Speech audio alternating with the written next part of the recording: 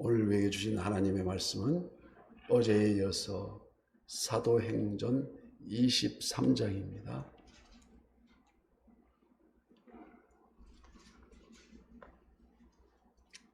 사도행전 23장 1절부터 11절까지 읽어야 편의상 6절까지만 교독하겠습니다. 23장 1절에서 6절까지. 바울이 공회를 주목하여 이르되, 여러분 형제들아, 오늘까지 나는 범사에 양심을 따라 하나님을 섬겼노라 하거늘, 대제사장 아나니아가 바울 곁에 서 있는 사람들에게 그 입을 치라 명하니, 바울이 이르되, 회칠한 담이여, 하나님이 너를 치시리로다. 내가 나를 율법대로 심판한다고 앉아서 율법을 어기고 나를 치라 하느냐 하니, 곁에 선 사람들이 말하되, 하나님의 대제사장을 내가 욕하느냐? 바울이 이르되, 형제들아, 나는 그가 대제사장인 줄 알지 못하였노라 기록하였으되 너희 백성의 관리를 비방하지 말라 하였느니라 하더라. 바울이 그 중 일부는 사두개인이요 다른 일부는 바리새인인 줄 알고 경외에서 외쳐 이르되, 여러분 형제들아, 나는 바리새인이요 또 바리새인의 아들이라. 죽은 자의 소망 곧 부활로 말미암아 내가 신문을 받노라. 아멘. 오늘도 실시간 유튜브를 통해서 새벽을 깨우면서 기도의 향연을 멈추지 않은 모든 성도님들 모두 하나님의 풍성한 은혜를 축복합니다. 오늘 본문 공회 앞에 선 바울이 재판을 받으면서도 또한 구체적으로 진행되고 있는 자신에 대한 살해의 음모를, 그 음모 속에서도 조금도 흔들림이 없이 담대한 바울의 신앙을 엿볼 수가 있습니다. 이 모든 것이 세상 사람들의 눈을 보면은 어리석고 어리석게 보이고 위험하게 짝이 없는 그런 상황이고 모습이었습니다. 하지만 적대자들이 극심한 박해와 곤경 속에서도, 그 속에서도 피어나는 복음에 대한 열정, 그 열정을 바울은 간직하고 있었다는 것입니다. 그러면 그가 어떻게 이러한 담대한 신앙을 소유할 수 있었는가? 오늘 본문을 통해서 우리가 묵상하고자 합니다. 첫째로, 죽음은 죽으리라 하는, 즉 일사각오를 맹세한, 죽을 것도 불사하겠다는 그 각오입니다. 바울은 다메섹 도상에서 예수 그리스도를 만난 후 오직 그리스도의 복음을 전파하는 데에만 매진해 왔었습니다. 그의 평생 소원은 오직 자신을 통해 예수 그리스도께서 존귀케 되는 것.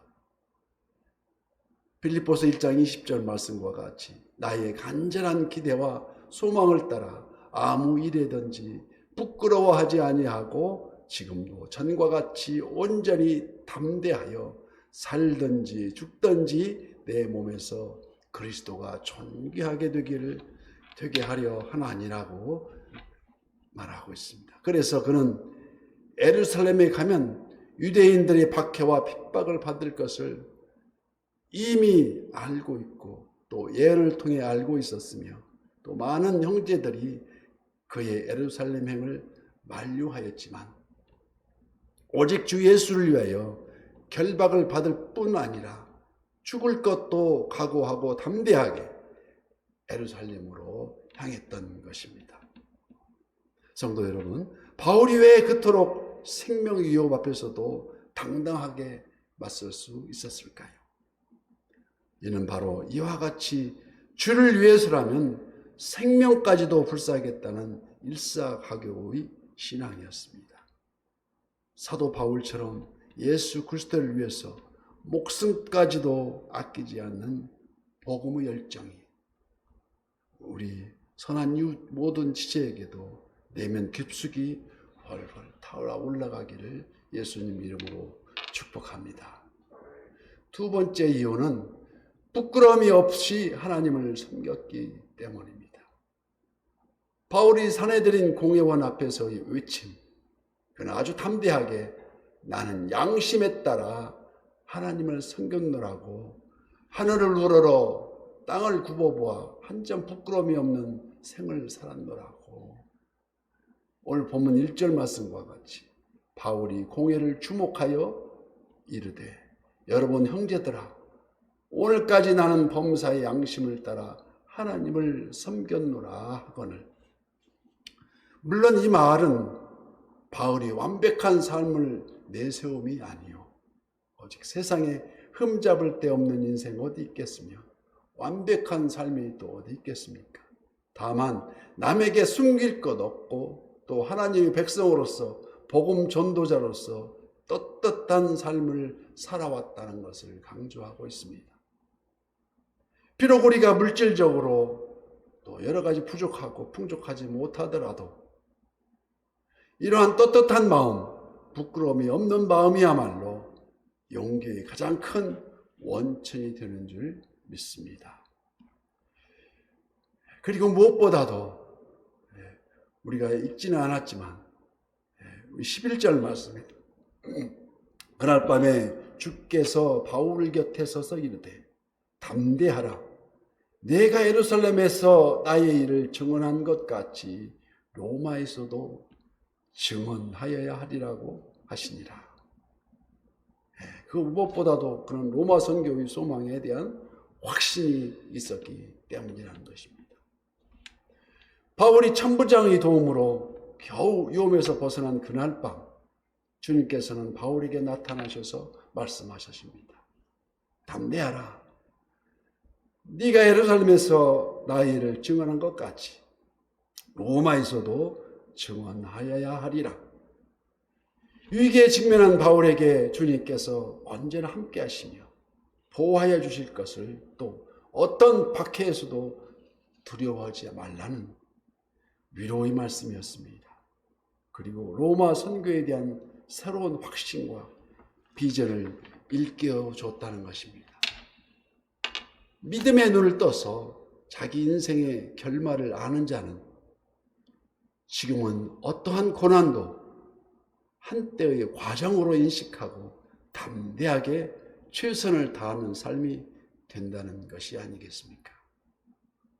로마 선교는 바울이 이미 오래전부터 꿈꿔왔던 간절한 소망이었습니다. 이는 로마서 1장 14절 말씀에 헬라인이나 야만인이나 지혜 있는 자나 어리석은 자에게 다 내가 빚진 자라 그러므로 나는 할 수 있는 대로 로마에 있는 너희에게로 복음 전하기를 원하노라. 바울은 이러한 모진 박해 속에서도 그토록 두려움 없이 담대할 수 있었던 것은 바로 자신에겐 로마 선교의 사명이 있음을 믿음의 눈을 떠서 바라보았다는 것입니다. 아프리카를 최초 횡단한 선교사 리빙스턴은 그의 감회에서 사명이 있는 자는 결코 실망하거나 좌절하지 않는다고 보혜사 성령님의 함께하심을 강조했습니다. 한편 바울은 자신을 신문하는 대제사장 아나니아를 향하여 회칠한 담이라고 말했습니다. 오늘 보면 3절 말씀에 바울이 이르되 회칠한 담이여 하나님이 너를 치시리로다. 네가 나를 율법대로 심판한다고 앉아서 율법을 어기고 나를 치라 하느냐 하니, 여기 회칠하다는 단어는 보기 흉한 무덤을 깨끗이 단장하고 또 무덤을 만져 의식적으로 자신을 더럽히지 말라 하는 그 경고로서 무덤 입구에 석회칠을 하는 행동을 말하고 있는 것입니다. 하지만 무덤에 회칠을 한다고 깨끗해질 수 있겠습니까? 예수님은 마태복음 23장 27절 말씀에 화 있을진저 외식하는 서기관들과 바리새인들이여 회칠한 무덤 같으니 겉으로는 아름답게 보이나 그 안에는 죽은 사람의 뼈와 모든 더러운 것이 가득하도다. 이처럼 아무리 단장한다 할지라도 무덤은 역시 무덤일 따름입니다. 따라서 이는 외적으로는 경건을 가정하고 자신이 악을 주도 면밀하게 감추고 있는 아나니아의 표리부동한 면을 가리키고 표현하고 있습니다. 바울은 이러한 이중적인 신앙인을 하나님께서 치실 것임을 분명하게 선언하고 있다는 것입니다. 사랑하는 성도 여러분, 공의 앞에서 재판받는 사도 바울의 모습은 매우 의로우면서도 어쩌면 아름답기까지도 합니다. 왜 그렇습니까? 그의 숱한 열정이 전혀 조금도 사그러들지 않았기 때문이라는 것입니다. 그러면 사도 바울이 어떻게 이러한 모습을 간직할 수 있었을까요? 이는 바로 죽으면 죽으리라 하는 일사가고 목숨을 바쳐 주님을 사랑하고 주님의 사도로서의 행실에 조금도 부끄러울 것이 없으며 로마 성교에 대한 뜨거운 사명감이 있었기 때문이라는 것입니다. 오늘 본문에서 나는 범사의 양심을 따라 하나님을 섬겼노라 하는 그 양심은 우리가 아는 최고의 표준을 따르려는 내적 능력을 말하는 것입니다. 때문에 양심은 최고의 표준이요. 그 표준이 무엇임을 요구하고 있는지 끊임없이 우리를 그 양심이 일깨워 준다는 것입니다. 즉 양심은 영혼의 눈입니다.